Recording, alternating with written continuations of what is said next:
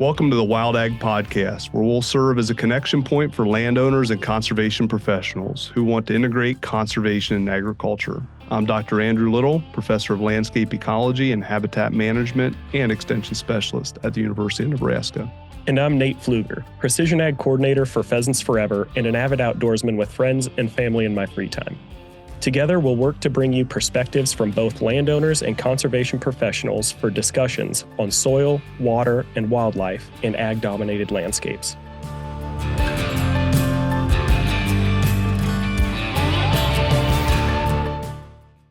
Welcome back, everyone, to the next episode of Wild Ag.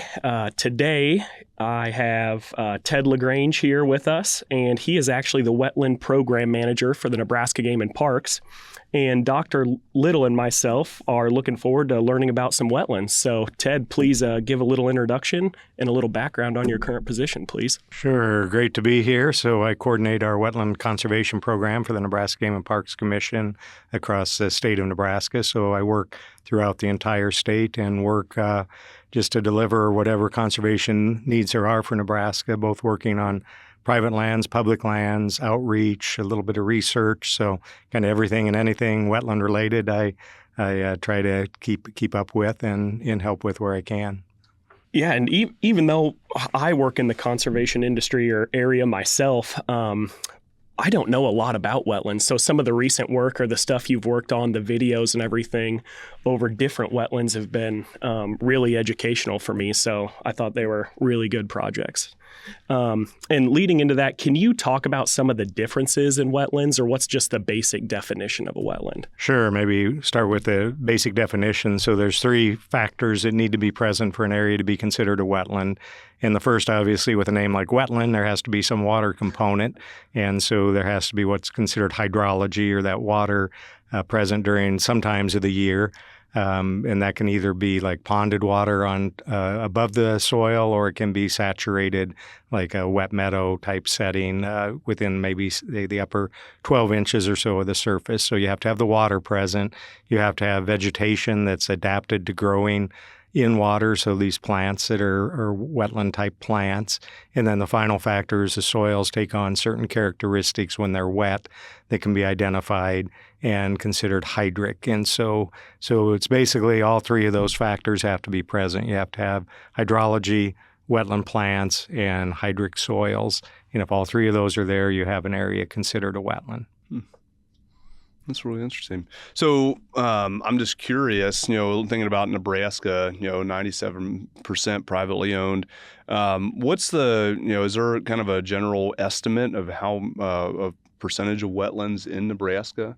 Obviously, things have been tiled out in places, so we've lost wetlands over time. But, is there any current estimates, like percentage of land in Nebraska or that are in wetlands? Yeah, so historically, the estimates are we had around 3 million acres of wetlands, and that's down to a little under 2 million acres currently. So surprisingly to a lot of people, Nebraska currently has more wetlands than any surrounding state present. And a lot of that's because of the amazing number of wetlands we still have up in the sandhills of Nebraska. And so if you take those figures, we've probably lost about a third of our wetlands have disappeared.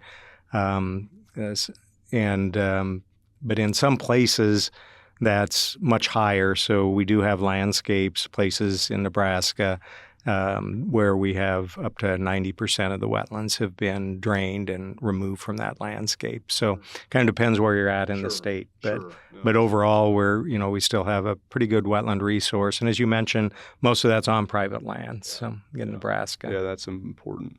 So those wetlands that have been drained, is that mainly due to farming practices or grazing? Or I guess you can graze on wetlands, so is it mainly farmed acres? Yeah, so wetlands have been, we sometimes talk about, death by 1,000 cuts, on the wetlands. Some are totally filled in especially before some of the wetland laws that help protect wetlands. So as cities developed and roads were put in and roads, a number of wetlands just got filled in for, the benefit of transportation and growing communities. And but then certainly in an agricultural setting, A lot of wetlands have been drained due to increase their ability to grow crops, especially corn and soybeans that don't tolerate, and wheat as well. They just don't tolerate being wet for very long. So a number of wetlands have been drained for conversion to agricultural purposes. And there has been some drainage up in the sandhills, ditches and things to try to improve their hay production. But we still have a lot of wetlands remaining up there. Yeah, and when I'm out, a large part of my coverage area is actually on the eastern side of the rainwater basin. So quite a few farmed wetlands and just even reconstructed wetlands there. But farmers tend to have a love-hate relationship with them because in a normal to wet year, it's flooding out their crops still. But when you have like the last 2 years, a really dry spread of time, that's some of their best crops because the water still tends to settle there or catch there. So it's really interesting to hear both sides of wetlands in a field, Yeah, you're in an area there in the rainwater basin that we have had a high rate of loss of wetlands due to conversion for agriculture and transportation. The section roads that are put in can split wetlands up, and we also have some erosion that takes. You talk about that water movement. That can be certainly beneficial to keeping the crops wet enough to grow in those dry years. But when we get heavy rains, you can actually move some of the soil down into those wetlands, and that also can cause some wetland loss. So, but certainly you're right that from an agricultural producer standpoint, if you're trying to farm, if you have a drier year, those wetlands are great. They can be very productive, and in a very wet year, they can flood out, and then they lose their crop on those. So. Yeah, I know, like with the topic of precision conservation, I talk to producers, and that's one of the topics that comes up of, I don't want to necessarily take this out of production because maybe 3 out of 5 years I'm getting a crop off of that. And I understand that, and that's a challenge. And that's part of why, this podcast was developed, was really to kind of talk about some of those topics and help producers find ways that they can optimize their production systems, especially from the conservation realm. And so I see, huge opportunities there. But like you said, Nathan, I think it's really important to kind of note that some of those fields can be very productive in those off years that maybe it's not, maybe it's a pretty dry year and that, has water that's helping those crops grow. So. And in one of the programs that we've been trying to tailor a little bit to address that need and issue is trying to figure out are there ways we can restore the wetland if it has been drained, like take some sediment out or plug some drains, but still allow the farmer to continue to farm it when they can. And so some conservation programs might restrict, say you can't crop it anymore, but we recognize there's still some ongoing benefit both to the landowner to crop, those areas when they can, and to give them the freedom to make that decision that best fits their need. But also, even from a wildlife standpoint, people are a little bit surprised. We deal with a lot of invasive species in some of our wetlands, and on these sites that have already been farmed, periodically, disking through them and planting a crop actually kind of sets back succession. You get some of the more annual plants that can be beneficial to wildlife when they do get wet. So, that's really interesting. And that, to me, that's kind of also speaks to some of when we started the podcast, the intent was to kind of think about innovative ways to address some of these challenges. 'Cause I think that's kind of where you're at. It's like, well, how we don't want to take it out of production, but we obviously want conservation. Where do you find that balance? That's really interesting to hear. You guys have thought about ways to kind of be creative and help producers in that way. So. Yeah, without a doubt. And so I guess I didn't realize that even though a wetland is being farmed, it's still operational. And I mean, obviously, we're still getting some benefits, whether water quality, quantity, and then wildlife habitat in those wet years, right? Yeah. So you clearly, it's about, again, that hydrology being there, the plants when it is wet. And one of the factors when we talked about the definition of a wetland, the water being present, doesn't have to, there's a misconception that, it has to be wet all the time, a deep marsh or something like that. And many of our wetlands that are being farmed through are very temporary or seasonal wetlands. That is, even under their natural conditions, maybe they had water in an average year, a couple weeks that ponded there and then dried up the rest of the time. And it still could be considered a wetland if it can support those wetland plants and if the soil indicators are there. but that still means that, those seasonal temporary wetlands can be farmed and can produce a crop. So yeah, we have to figure out innovative ways, exactly like you said, to figure out how can we work with producers to benefit wildlife, to sustain the benefits those wetlands provide and still meet their needs.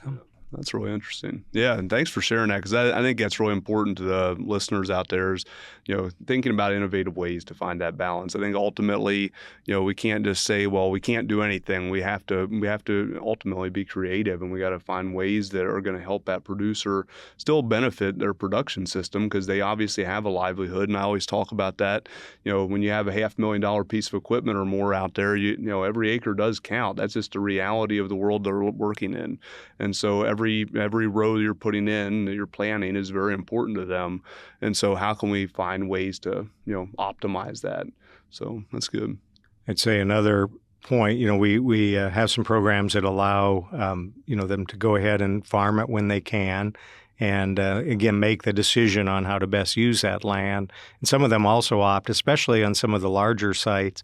And some of our programs are also tailored to this as well, and that's to convert it over from annual cropping to something like haying or grazing. And so if it's a site that's going to be pretty wet and that farmer decides it's just not economically viable for me to try to plant this anymore, we have programs that can be structured to restore that wetland, and we even put in fencing and water supply for livestock and can help with lots of different things to actually switch that over to more of a grazing operation. And that, again, then you get great benefit from the wetland, but the landowner continues to be able to derive some economic benefit from it.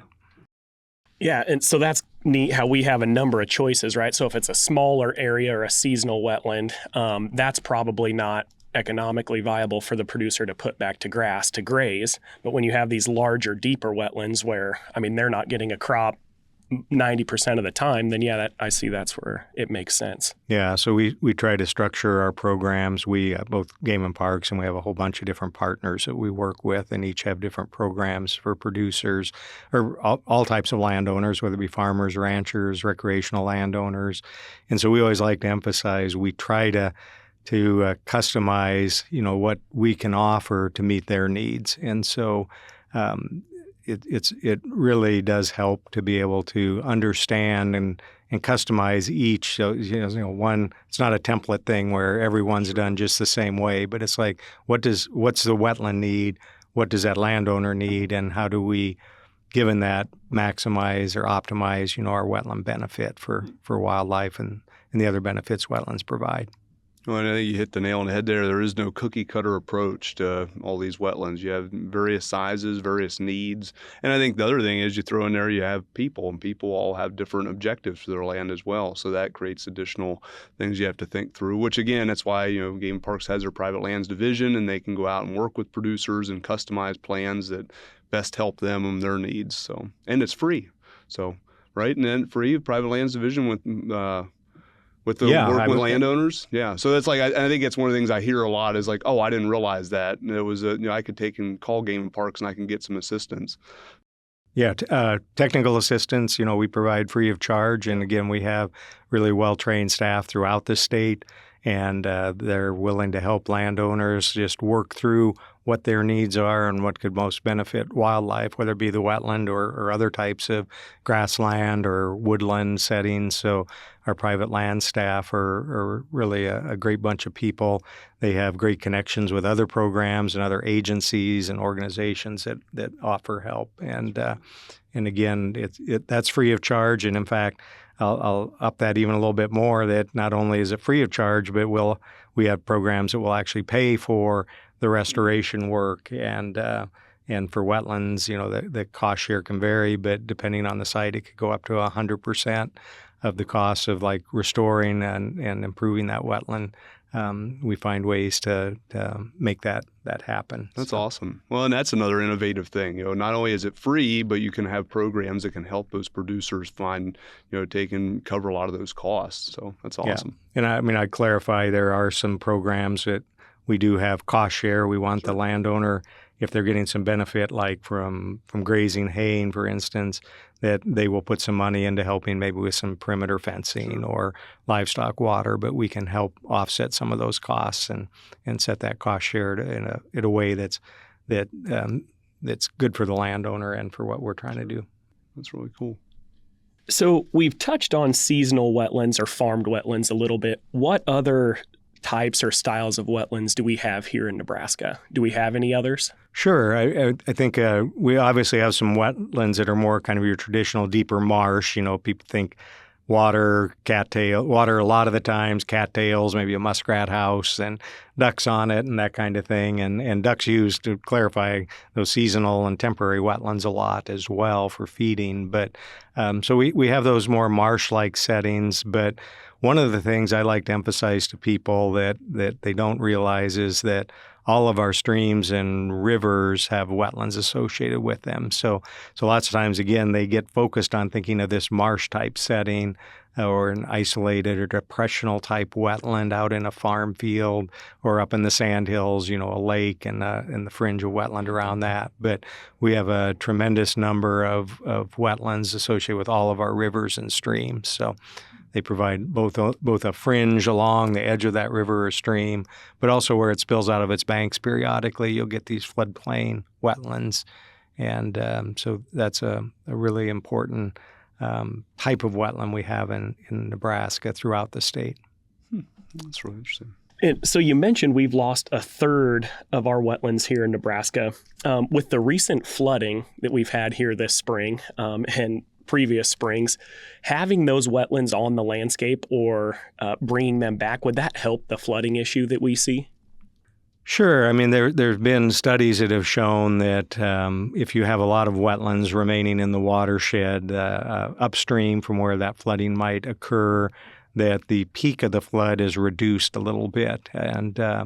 And so what happens basically is that water gets held up in the wetlands, and wetlands kind of soak water up like a sponge, especially if they're dry coming into the big rain event. And so all that water gets held up there and kind of seeps out of that wetland more slowly. And so instead of the water just rushing right into the stream and getting this high peak of flooding that can cause damage downstream, you tend to dampen that peak a little bit. And that can be huge because thinking of like Lincoln back in 2015, there was a huge rain event. And I think the levee system that protects a lot of Lincoln came within like an inch of being overtopped. And had that been overtopped, it would have flooded all of downtown Lincoln and the campus. So we sometimes think, well, yeah, anything can help, right? And so if you can keep, that little bit of storage, it keeps that from overtopping a levee or something, that can be beneficial. That's really interesting. And I think that rolls really well right into benefits. So sure, stopping Lincoln from being flooded. Yeah. Well, and I guess I actually, back after my master's, between my master's and PhD, I worked for Ducks Unlimited as a GIS technician. I worked a lot with engineers, and I know you're talking about levees and such. And so I know there's a lot of development into those types of systems and kind of how, and using engineers, which I think you guys do have an engineering department or division. Is that correct? Yeah, we have an engineering division within our agency, but and they've helped on some wetland projects, but we rely a lot on partner engineers. Ducks Unlimited has engineering. The Natural Resources Conservation Service has engineers that we use, and we have used consulting firms, depending on the nature of the project. So. Sure. No, that's interesting. What are some of the other benefits outside of flood control that wetlands offer us on a daily basis? Sure. We've talked with some wildlife benefits. So, wetlands are super important for biodiversity, for overall diversity of wildlife, whether it be, most people think of obviously ducks. And if you're a duck hunter, wetlands are really important, but they're also important for pheasants as a great winter cover for pheasants. Prairie chickens will use, wet meadow areas. So, a number of our threatened and endangered species rely on wetlands. So obviously the reason, an agency like Nebraska Game and Parks is involved is for that fish and wildlife benefit that wetlands provide. But I do like to emphasize all the other benefits that wetlands provide outside of that fish and wildlife arena. And so we've talked flooding a little bit, but Wetlands are also super important for sources of groundwater recharge. So in a state like Nebraska that relies a lot on groundwater for our agricultural producers and for our municipalities, having that groundwater get recharged is really important. And then wetlands also help filter and clean the water. So a number of studies have shown that the water that passes through a wetland is actually cleaner than when it came into the wetland. So it removes some of the contaminants, including some things like nitrates, which we're dealing with in Nebraska in a lot of places as a pollutant in our water, including groundwater. So wetlands play a really important role in improving water quality. So when it comes to, a couple questions here, when it comes to recharge, are all of our wetlands recharging the aquifer, or is it only a few wetlands? No, it'd be nice if it was that simple, but like any natural system, it's a little more complicated. But we have done studies in the sandhills and in our playa wetlands, like the rainwater basin, these isolated wetlands out in agricultural lands, and they do a lot of recharge. So when they dry up, the clays that pond the water actually crack, and the first rain events will actually flow into the wetland and then down through the wetland and help recharge the groundwater. So there have been some studies, including by University of Nebraska-Lincoln, a hydrogeologist did a study out in our rainwater basin that documented, his graduate student documented that these wetlands are providing groundwater recharge and a very important source of that recharge. And some other wetlands provide recharge as well, like up in the sandhills. And then wetlands, the opposite of recharge is discharge, that is water flowing from the ground into a wetland. And we have a number of those in the sandhills and along our rivers and streams. And to complicate it, some flip back and forth. So it kind of depends on the landscape setting, but certainly out in a place like the rainwater basin, that groundwater recharge through playas is extremely important.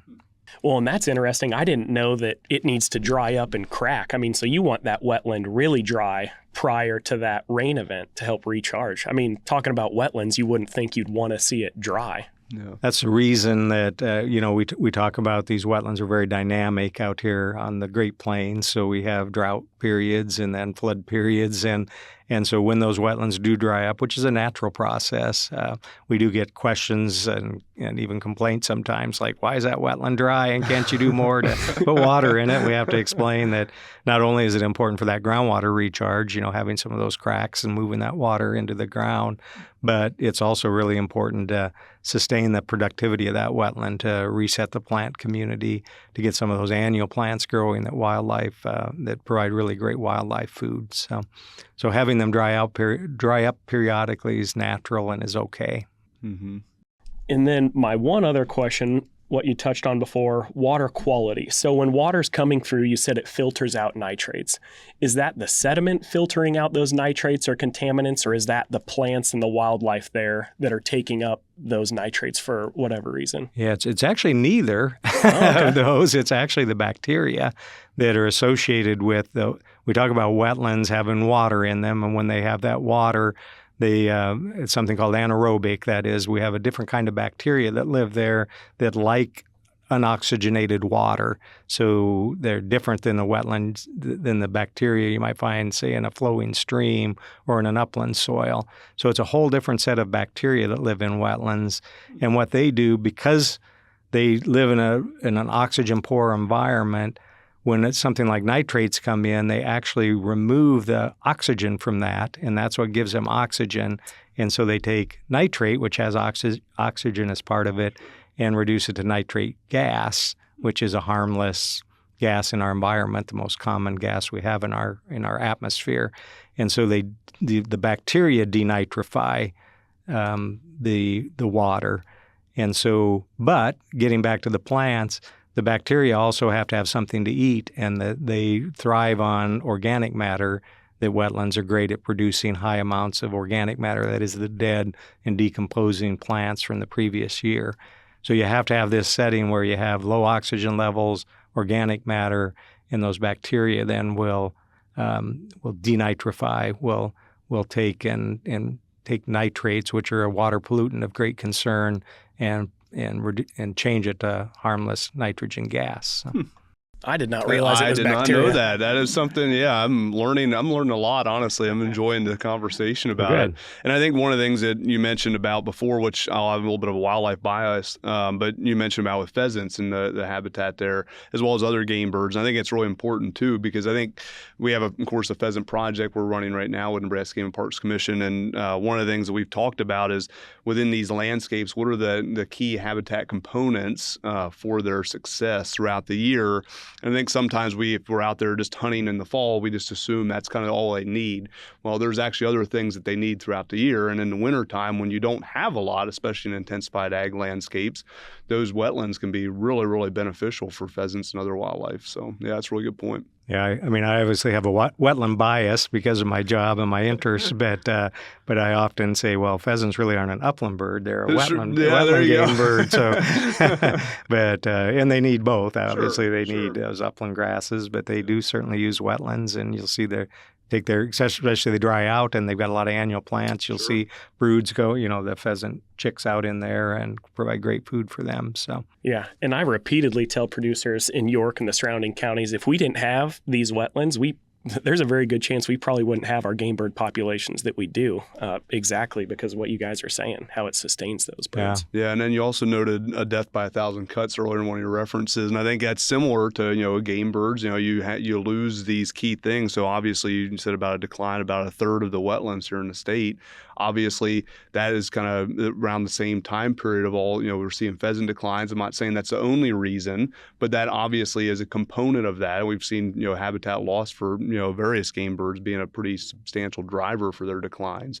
And so that's just a component of it to kind of illustrate the importance of wetlands. So, yeah. Another benefit I'd like to touch on, you talked about organic matter and the buildup within our wetlands. And that it leads to carbon storage, right? Which wetlands are very important for. Can you speak on that a little more? Sure. Wetlands, one of the benefits I don't think I touched on when I kind of listed off the benefits outside of wildlife, and that is carbon storage, carbon sequestration, the fancy word they use. It basically means storing the carbon in the soil, and so it takes it out of the atmosphere and stores it in the soil profile. And so wetlands are great at that because they're very productive. This wetting, drying, makes the plant communities what they call primary productivity. The growth of plants is higher in wetlands than it is in most other habitat types in the state, and so they produce a lot of plant material. And that plant material, as it dies back, it decomposes and goes down into the soil. And so you get higher carbon levels in the soils of those wetland areas. And we have some type, it depends again where you're at. It's complicated, but there are some types of wetlands that stay really wet and actually develop a peat or a highly organic soil. We have some fens up in the sandhills of Nebraska, and a fen wetland can have really thick layers of undecomposed plant matter. I think there's a couple fens up there that have, they've cored through, again, the university doing some projects. I think one of them had over 22 feet of peat or peat and muck or undecomposed organic matter in it in a valley up in the sandhills. And that's pretty impressive. Yeah. Wow, that's interesting. Yeah, very impressive, especially when you're starting to talk tons of carbon, 22 feet of that. There'd be a lot of tons in all that. So, yeah, absolutely. Don't know what that would be, but it'd be a lot. So. And then in some of the videos that I've watched of yours, you touched on food and fiber, which I think in today's age, we don't really necessarily rely on wetlands for food and fiber that much, maybe outside of wildlife hunting. But what kind of fiber or food were they getting historically from wetlands? Well, historically, certainly the Native American communities, used wetlands. I mean, cattail, arrowhead, some of our common wetland plants actually produce a good amount of food. We do have wild rice in Nebraska. A lot of people don't realize that it's pretty uncommon anymore, but it certainly, I've seen it in a number of our sandhill wetlands, and I've seen it in wetlands along the Elkhorn River and the Loup Rivers. So there was wild rice present. But and certainly, again, like you say, the fish and the wildlife that the wetlands produce. But in more modern times, what I refer to when we talk about food production from an agricultural setting is really probably hay production. So we don't have a predominant wetland crop like cranberries or rice that is grown commercially that grow in wetland areas, but we have a lot of hay in wet meadows along our rivers, Platte River, and in all those valleys in the sandhills, and a lot of those productive hay fields are actually wetlands, so they're sub-irrigated. They have water saturating the soil, highly productive. Again, I mentioned wetlands produce a lot of plant material, and that plant tonnage is important forage that people use for their cattle. So, yeah. That's really well, and you mentioned the sub-irrigated meadows. So we have a project that's wrapping up here this summer. It's on virtual fencing with cattle up at Goodmanson Ranch there in Mullen, and we have camera sites. We're doing some camera trapping and work up there, and so we have sites down those sub-irrigated meadows. And I know the student was talking about this. The challenge for them last summer, it was pretty wet, and so trying to get down in there and actually harvest the hay because they were trying to hay some of those meadows. But then just the wildlife differences in those areas compared to some of the dune tops that they found, which of course is part of the project to kind of evaluate this wildlife communities out there in that ranch. And so the importance of them is really significant, not only from a wildlife perspective, but farming, production, and such. So that's interesting to hear. Yeah, so that's a neat observation. Looking forward to seeing the results of that project. And that, I guess, a great point on that is this mosaic of kind of this intermix of habitats of wetland and grassland, or wetlands and woodlands or croplands. And it's really that diversity of habitats. It's important for a lot of our wildlife. So we want to put things in a box, right? Well, this is a wetland species like ducks, a great example, mallards or blue-winged teal.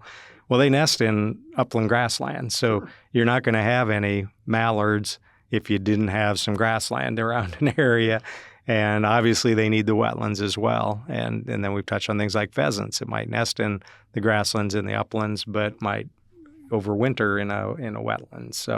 So having those mix of habitats is really important. Well, I think it's the heterogeneity of that landscape is so important. And I think, like you said, I think it's easy for us, like, we just want to put everything in this box and just manage for this and then you're good. It's like, well, no, it's more complex than that. Yeah. And you need to think about the landscape. And that's why we also talk a lot about like a landscape level, because it's not just that one little parcel. It's thinking about that whole landscape. And I think about like connectivity of wetlands. You mentioned earlier about, having a road go through an area and now, bisecting that. And obviously that affects, use of that by certain wildlife and other species and such. So.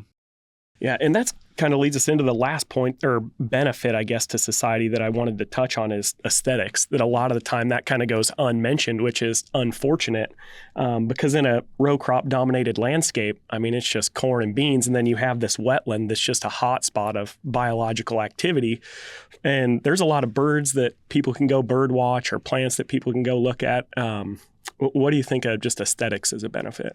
Sure, that's probably what drew me to wetlands. I mean, both as a duck hunter, obviously drew me to them, but I think I really became fascinated with wetlands because of the amazing diversity and abundance of life in them. So, I find myself always drawn to that stream or that wet edge, wetland area.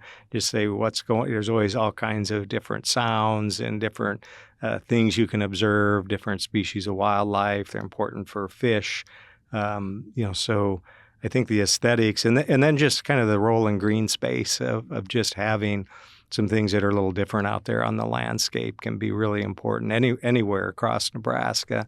But certainly in our urban areas too, I like to point out, like where we live in Lincoln, we have a kind of a common space behind our house, and it's actually wetland, and it's got a little trail through it.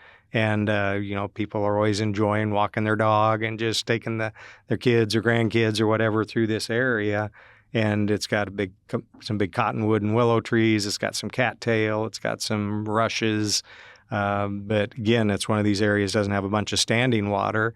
I bet you if I interviewed 99% of the people walking through there and said, "Is this a wetland?" They'd say, "I don't know. I don't think so," or right? But it is, and it plays an important role not only in that aesthetic or green space, but it also, getting back to some functions, it was designed by the city to hold back some stormwater from Beal Slough, which has caused some flooding along Nebraska Highway And so they're trying to figure out ways to slow up water, like we talked earlier. So here's a dual benefit, or not only, well, you have wildlife in the area, you have this nice aesthetic, but you also have it providing a function to improve and slow up that water before it gets to a stream and causes damage downstream. And now, after everybody in Lincoln listens to this podcast, they're going to be able to tell you it's a wetland. That's right. That's right. So I'll see if my poll results improve on that when I ask the question. So. We touched on wetland management briefly. You did. When I'm out there on the landscape working with producers, a lot of them, and especially hunters, a lot of them want to see water pumped into wetlands. Mm-hmm. And we said that it's a process. They need to dry and fill with water.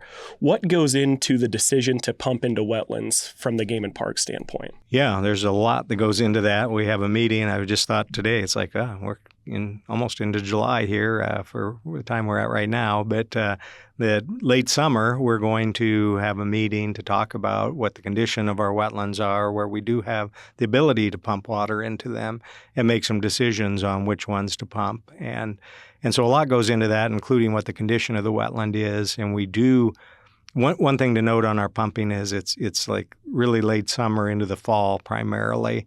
And so we do allow those wetlands to dry out through the summer. We don't pump them all summer long, for instance, and that would not be a good thing. But so we let them go dry, we let those plants get growing, and then we decide which ones we might get some benefit from by pumping some water into them. So, and it's a relatively small amount of water we pump into our wetlands. I think I ran the calculations one time for what we pump in an average fall is the equivalent of what would be used on maybe a section or two of pumping for, like corn production, so through center pivots. So it's a small amount of water. We don't fill them up really deep. We just want shallow water for the wildlife. And we try to time that in a way that we can optimize the delivery of that water. So super hot and dry, we might say, we're going to hold off because it's just going to evaporate away. Sure. Yeah, makes sense. And then just with that late in summer, you're just trying to follow that natural cycle of a wetland, completely dry out prior to the water coming. Yep. Yeah, and I guess what I was just going to add to that, I guess one of the things that popped in my mind is for people maybe not familiar, like what is the value of pumping? Like why are you doing that? And obviously you mentioned about wildlife as a component of that, but just to kind of clarify for anybody out there who's curious, well, why would you be wanting to pump water? It's predominantly from a wildlife benefit standpoint, and also as you get into the fall, we have duck hunting that's happening, and it does benefit our duck hunters in a dry year to have some places they can go and enjoy that form of recreation. We do some pumping in the spring though as well, because especially in a dry spring, those wetlands, we talked about the food plants they produce that wildlife use. And those wetlands are really important for spring migrating waterfowl to get the energy they need to complete their migration and nest successfully. So we do want to have that habitat out on the landscape. And because we've altered wetlands in so many places, pumping in a dry year just to provide some habitat for waterfowl. Whooping cranes also will use these pumped areas, and so it can benefit wildlife in addition to the hunting. That's interesting. I would say outside of pumping or seeing a wetland dry, I also get a lot of comments on the grazing of wetlands. Some people say that they're overgrazed, which to my knowledge, they should be grazed fairly heavily in some situations. And historically, when the buffalo were out here, they probably grazed and trampled the wetlands extensively. Can you speak a little more on grazing management across wetlands? Yeah, we're out here on the Great Plains, and what mostly we have prairie wetlands. So they're wetlands, like I mentioned earlier, embedded in the grassland, and so they traditionally probably would have burned with prairie fire, and certainly would have been grazed by not only bison, which could trample and come through in large numbers. We also had huge numbers of elk out on the plains that a lot of people forget about, but elk were kind of a prairie species before they got pushed into the mountains. And so you had elk and bison, you had pronghorn deer, you had lots of things that grazed and worked through these wetland areas. So But we did talk earlier, this one size fits all doesn't work, and in grazing it's kind of the same way. We both on our public lands and also working with private landowners, we try to tailor a grazing system that's going to be best for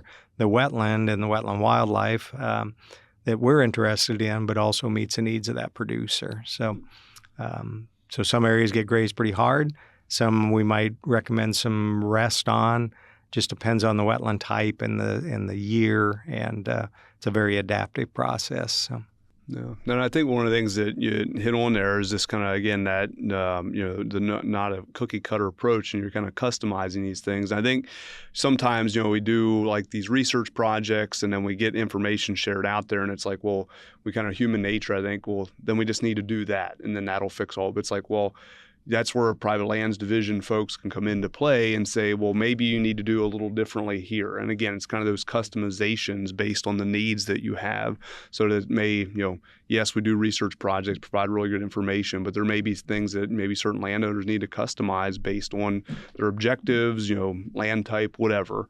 So I think it's really important to consider. So yeah, I often try to emphasize to people, we want to simplify things, and I understand that. And they want a cookbook. Like I burn this year, then I graze, in June through August, and with this many head, and every year then I rinse and repeat. Right? I just keep kind of doing the same thing.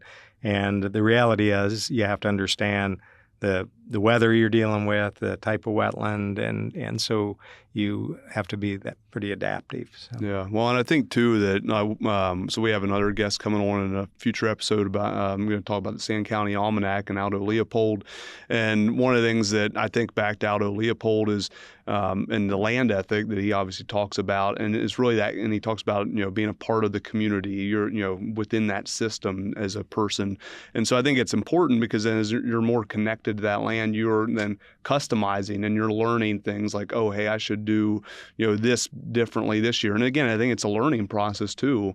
It's not something like I love that example of the cookbook. That's ideally I would be nice if we could just do that. It'd be really simple, but it's not that, and we have to constantly customize, which I think can create challenges, but I also would suggest it creates that kind of innovative thinking to say, oh, let's try this. Oh, that worked really well, and then try that, and maybe the next time, you got to do something a little different. So yeah, exactly. And one thing I would say, just shout out to landowners, that we learn a lot from the landowners. I'm sure. Because absolutely they live on that land, they understand what's worked, what hasn't worked, and say grazing, haying, and things, and that it's really important that we obviously have some needs we're trying to meet, but listening to that landowner on what's worked, what hasn't, and working with them and customizing things is really important. Yeah, it's to me. So in Extension, we have this saying that we're co-creating a better Nebraska,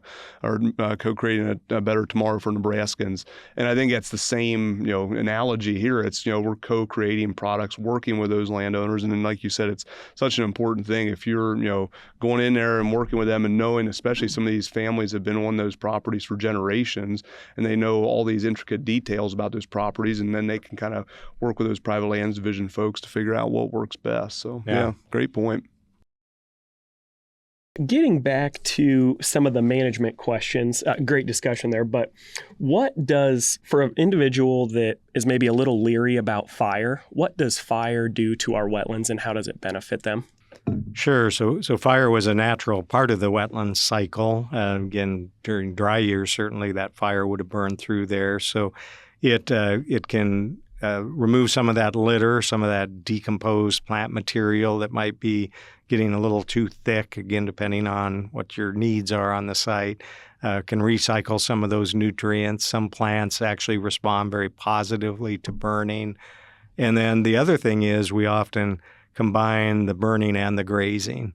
And so we have some sites where the cattle don't like to go into anymore because it's just this, there's a lot of this dead plant litter that doesn't, dead material from previous years that doesn't have much nutrient value or hardly any to the livestock.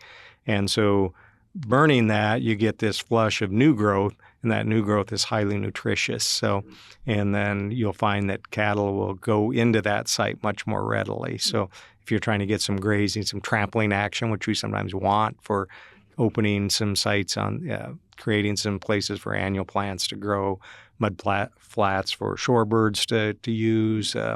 Having some of that trampling can be beneficial. And then does it also help control tree species that you might not want in there? And do we want tree species in wetlands? It depends, like everything. So we certainly have some wetlands, especially in the east, that naturally had some shrub or forest component to them along our major rivers. But a lot of our wetlands naturally were, what I mentioned earlier, were prairie wetlands. That is, they were mostly grass and sedge and cattail and things like that. They were more open without any trees, certainly. They might have had some woody growth around the edges, some willows or plum in the uplands, things like that were native. But trees can be an invasive in our prairie wetlands, and so we do deal with tree removal and fire, grazing, and other control mechanisms to keep those trees out can be beneficial. The famous words of a biologist, it depends. It depends, yeah, and it really does. To landowners, some of the most frustrating words. Yeah, it depends where you're at. It depends what kind of a year you're in, and it depends what your objectives are. So, and I think that's to not go back and harp on the cookbook type thing too much. But one of the things I keep coming back to, it just keeps coming up in my mind, is that's kind of human nature. We just want the simplicity of these things, and it's just unfortunately not that. And you want to be able to, well, hey, they told me it depends, so it's this or that, and then that creates, it's like, okay, well, what about this? And so again, I think the part of what I'm trying to get at is I think that's where the relationship of having a landowner working with biologists and figuring out what works, what doesn't, kind of customizing things to their properties is so important. So. Yeah, definitely. So that's an important role we can play working, again, with that landowner, with that producer, to try to figure out what's going to work best there. And a point along, I guess I'd make, is that sometimes we wring our hands a little bit about overgrazing or burning doing something to that wetland and that we would worry about. And my point, having worked in wetlands a long time, is they're really resilient systems. They're out here. Again, they go dry, they flood, they've been grazed, they've been burned. All that was natural. And so we sometimes worry about, well, will the wetland come back? Well, as long as you're not like draining or destroying it, if it's grazed really heavy and people are, and we take some questions on that with our public lands, like, why are you grazing that so hard? And sometimes we're trying to knock back maybe an invasive species. We have a reason we're doing it. And they're like, well, will it ever come back, right? And it's like, yeah, just wait a year. And it's amazing how resilient they are. So. For the landowners out there that are listening to this episode, what does the restoration process or a restoration program look like? Who should they reach out to? Should they reach out to the Nebraska Game and Parks or one of the partners? What does that look like? Sure, great question. And so it just depends. We work closely with different organizations and other agencies and collaborate a lot. So I think they just need to reach out to whoever they're most comfortable with talking to that can have some natural resource expertise. So they certainly are always welcome to reach out to Nebraska Game and Parks. They can always call me if they don't know who to talk to. I can get them in touch with our district biologists who have the expertise in that area.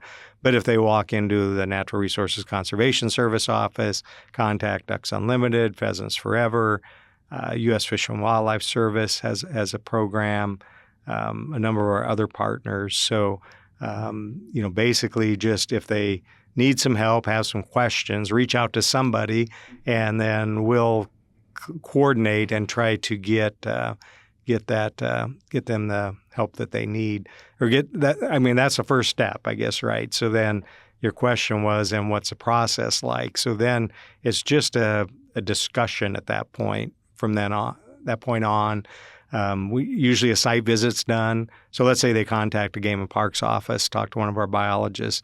They'll probably look at some things on the map and a soils map and some aerial photos, but they're going to want to meet with that landowner. They're going to want to go out and look at the site, and they might invite some other partners along from like USDA or Pheasants Forever or Ducks Unlimited, and they'll then just work with that landowner to figure out what that landowner wants, what our program needs are, and then basically just try to customize something to address the needs. So it's a kind of a little dance, that between, okay, here's what you want, but we can't do that, but we can do this, and then we work through it.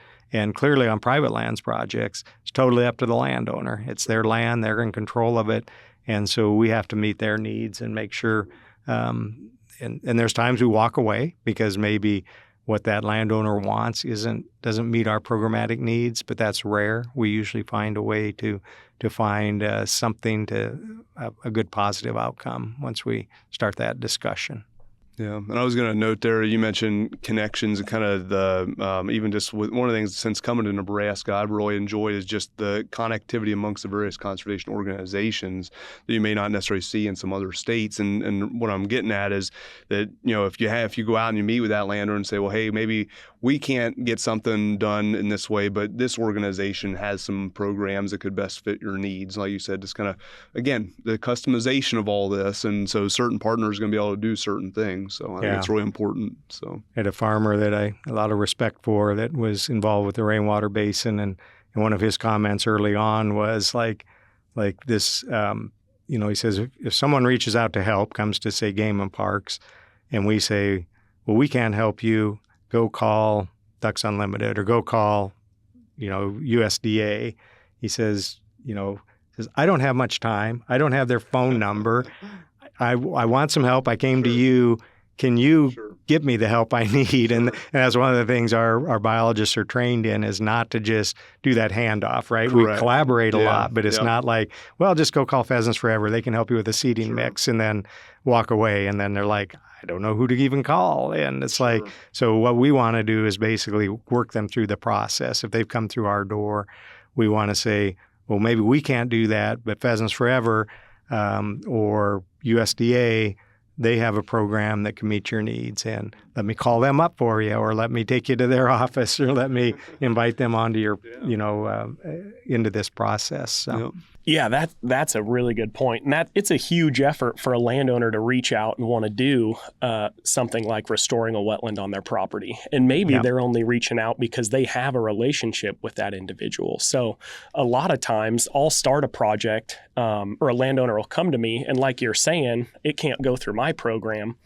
I don't hand him off. I'm there every step of the way, but I'm inviting people out there to work through whatever needs to be done. Yeah. And to me, the worst thing we can do, and I know it happens sometimes, and we try to correct it when we find out it happens. And that's, again, landowners decided, hey, I'm going to go talk to somebody to try to solve this issue or to try to improve my wetland, for instance, if we're talking wetlands here. And so they call someone, and again, they're like, I'm sorry, we don't have a program that meets your needs. And then they end the discussion there. And instead of saying, we don't have a program that meets their needs, but maybe Nebraska Game and Parks does, or maybe let me see if we can find you help. And so we really want to encourage all of our partners to try to understand what each offers and how they might be able to help. And sometimes maybe there is something that we just can't find a way to help. It's just something that nobody has a program for, but that's rare. Usually we can keep that discussion going and figure out what that landowner needs, and again, how it meets our needs for what we're after. So.